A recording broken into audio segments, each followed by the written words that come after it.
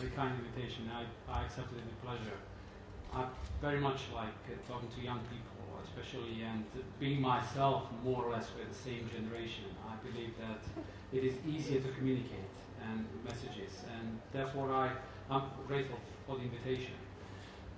I believe that internet communication gets more and more important in today's world, and not that enough people understand that.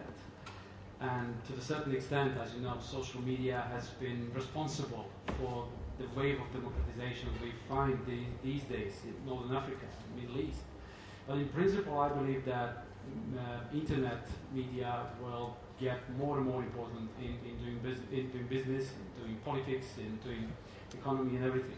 And basically, when you find that some countries are even organizing by using modern technologies, elections or census these days, then you realize how important it really is and how important it will get in time to come. So I think it would be a huge mistake if one tends to ignore the importance of internet and social networking. And just as a follow-up comment, I'm going to quote you here in one of your blog posting where you say about the internet, you say it will allow people to vault over the trenches of bureaucracy and it will reduce the distance between citizens and decision makers. And the first thing that came to my mind was this is exactly the problem that we have with the European Union.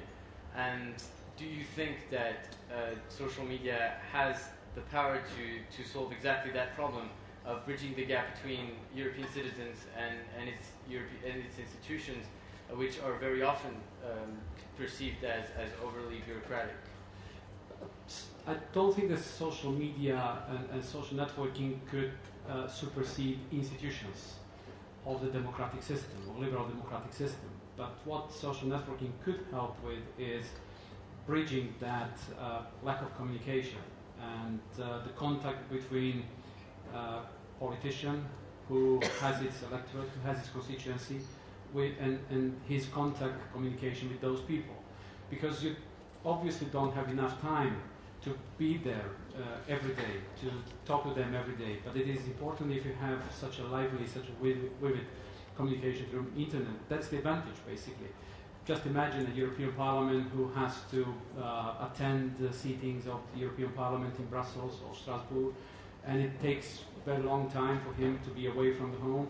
And internet gets and internet provides you with an excellent opportunity to be in contact with your constituency, basically constantly.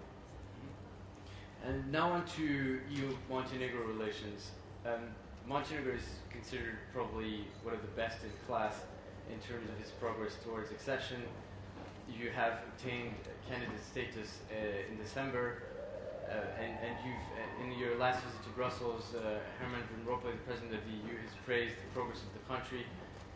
At the same time, however, the enlargement process seems to be a little bit sluggish, and there seems to be very little political willingness to enlarge further at this stage. How do you think this will impact Montenegro's accession prospects, and also how do you communicate to your electorate this reluctance from the EU when they probably have very high expectations and in terms of European aspirations? Well, I've had a lot of contacts, numerous meetings, and even today I met Commissioner Füle, who is the Enlargement Commissioner, and what he constantly raises as his position is that there is no enlargement fatigue in Europe. What we have is that countries who are aspirant countries to become members of the EU need to reach higher standards than it might have been the case a decade ago.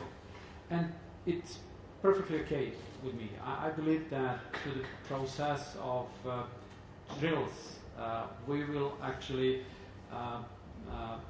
do many things which later on, once we are members of the EU, would not impede our participation to the integration process.